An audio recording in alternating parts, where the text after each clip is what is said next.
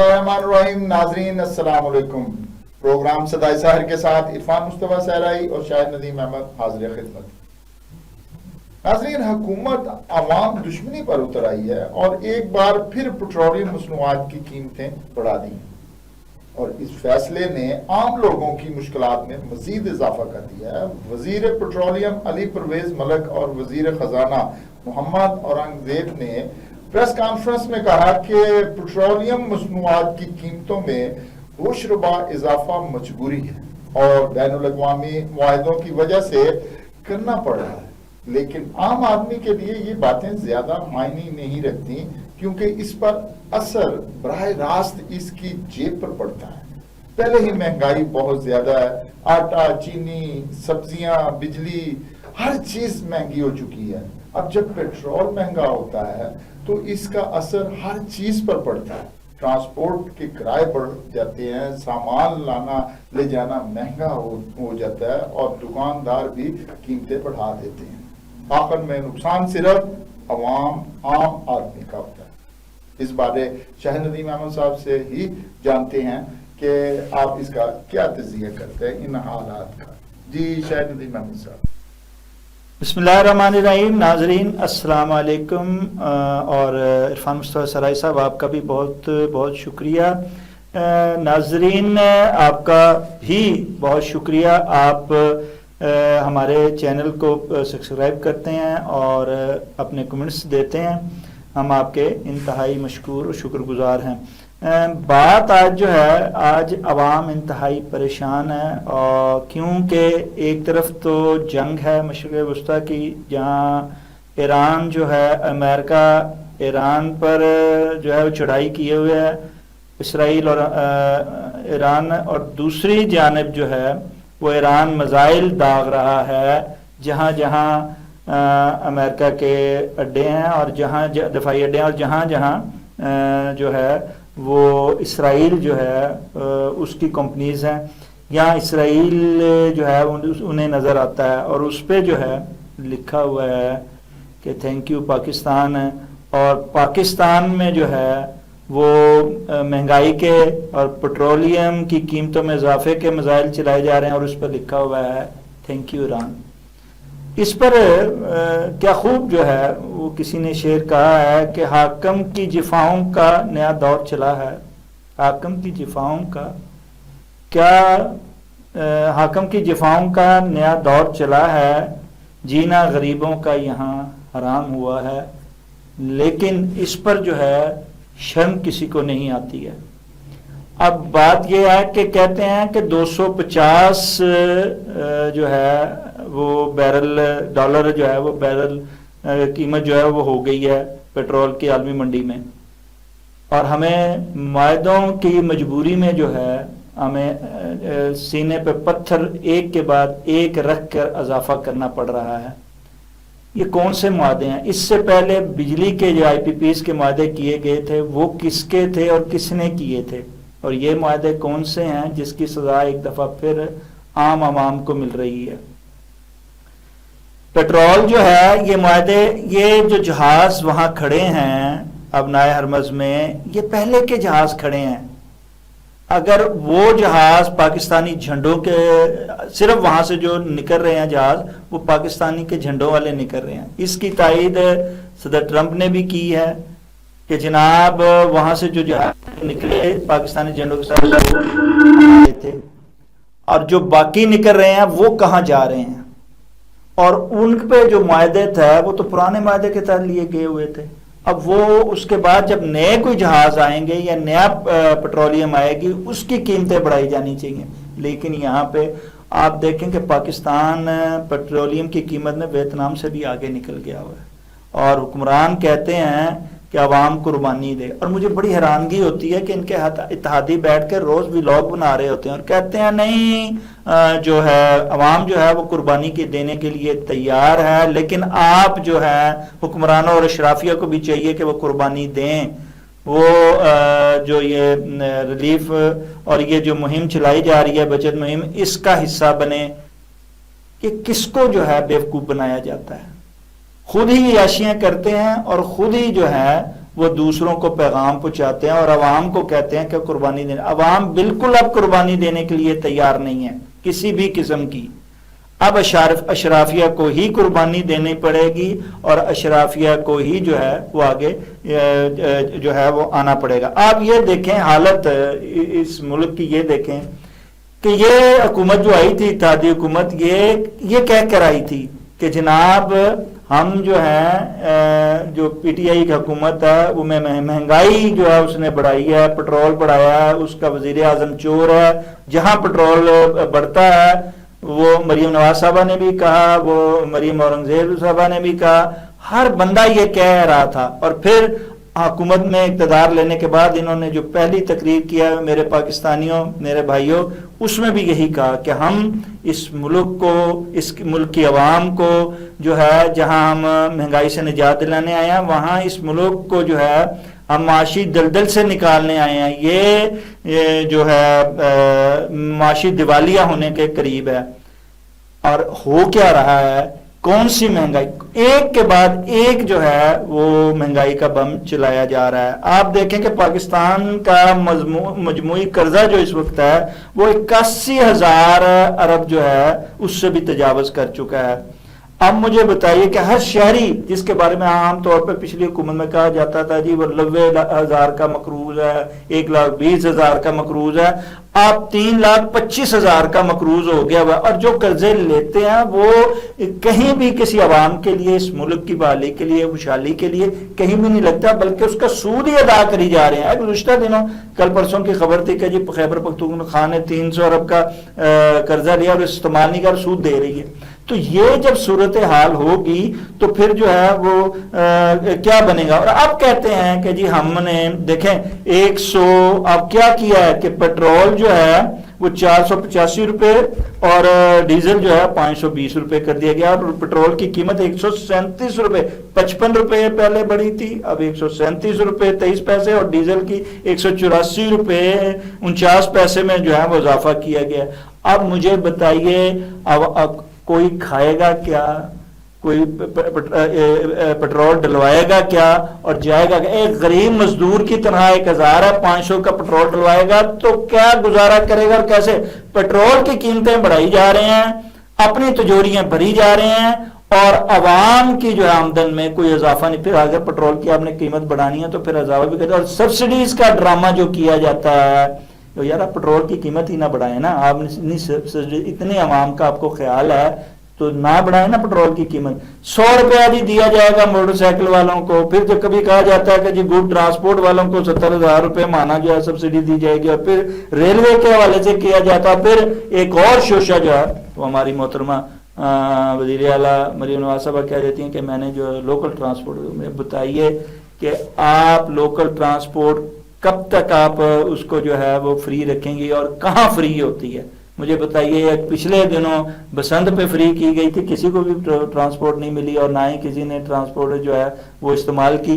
تو یہ جو باتیں کی جاتی ہیں نا سیاسی طور پر اور تشہیری طور پر، یہ بند ہونی چاہیے.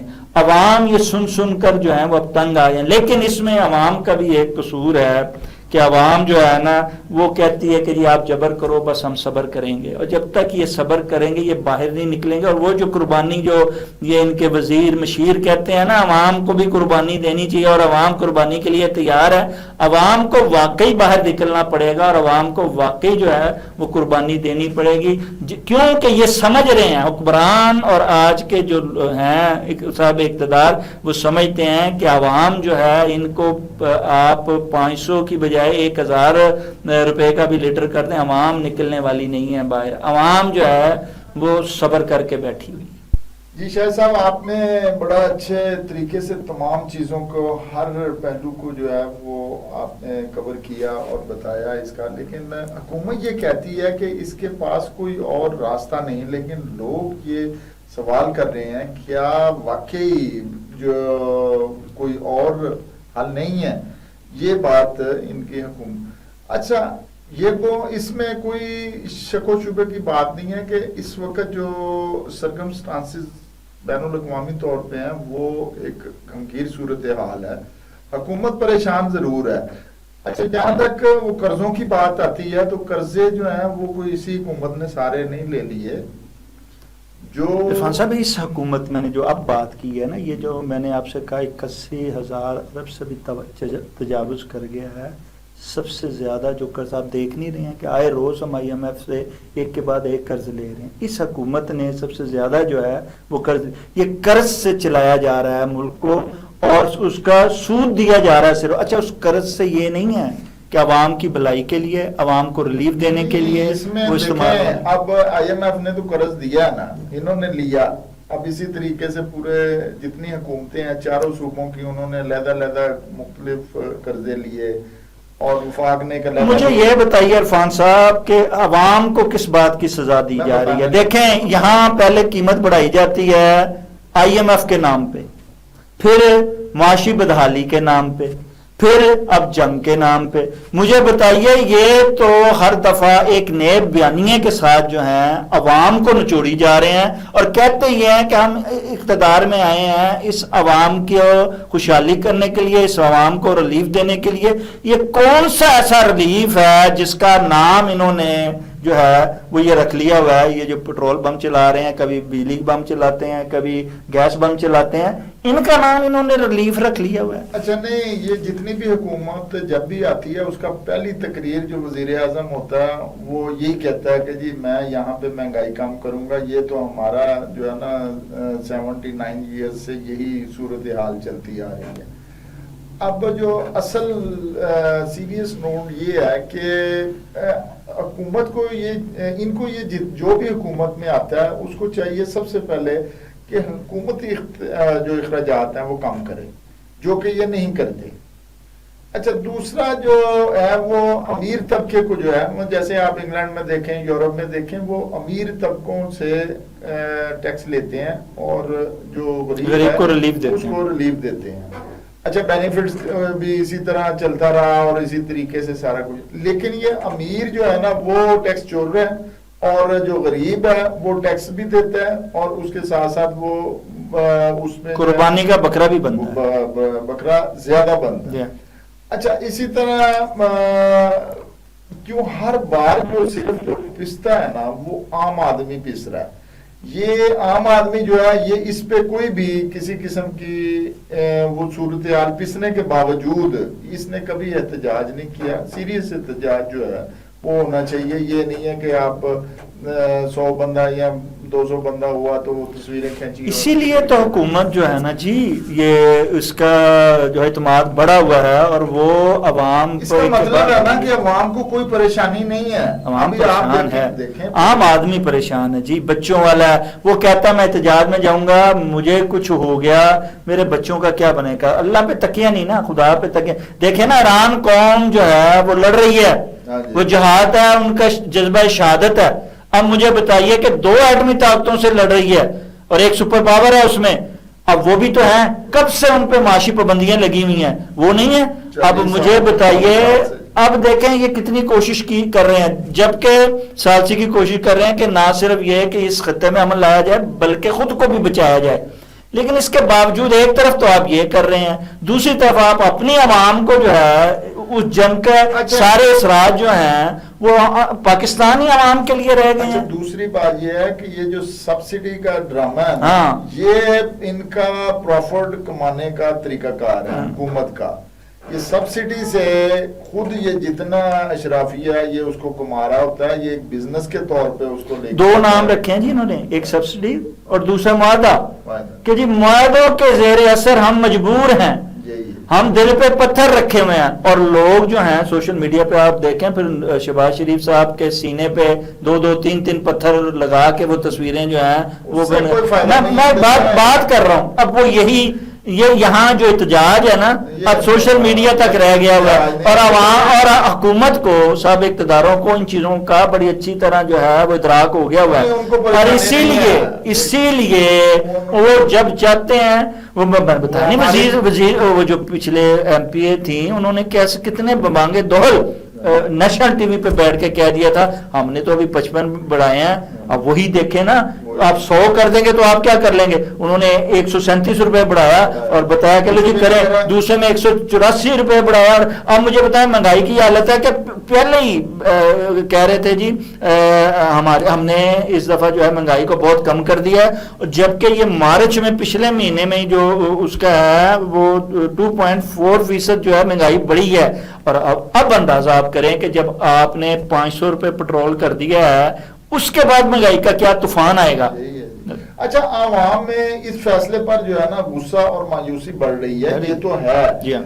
लेकिन एक अब ये देखें ना, एक मजदूर, एक तनख्वाहदार शख्स जो है या छोटा दुकानदार पहले ही मुश्किलात का शिकार है, और अब जब 500 रुपए से बढ़ के प्लस हो गया है पेट्रोल जो, तो अब गुजारा जो है ना वो कैसे होगा? और ऐसे फैसले इनकी जिंदगी को मजीद मुश्किल बना चुके हैं। अच्छा, इसमें फानूसा साहब एक और भी बड़ी मसला है कि अवाम को अब ना तो साहब इक़्तिदार से जो है कोई इतबार रहा है, ना अपोजिशन पे रहा है। अपोजिशन क्या कर रही है आप देखिए इस वक्त, उन्होंने कहा जी APC बुलाते हैं, हम जनाब बैठ के बात करते हैं और हम जनाब इसको मुस्तरद करते हैं, बयानिया कर दिया। मैं कहता हूँ वो मौलाना फजल रहमान साहब किधर के जो महंगाई पे एहतजाज करते थे, वो जो अपना बिलावल भुट्टो जरदारी साहब और आसफ अली जरदारी साहब जो महंगाई के हवाले से, अच्छा जमात इस्लामी का तो ड्रामा है, वो जनाब निकलते हैं, वो जनाब बैठ जाते हैं, 2-4 जलसे करते हैं, अपनी जनाब सियासत चमकाते हैं और घर जाके बैठ जाते हैं, और सब जानते हैं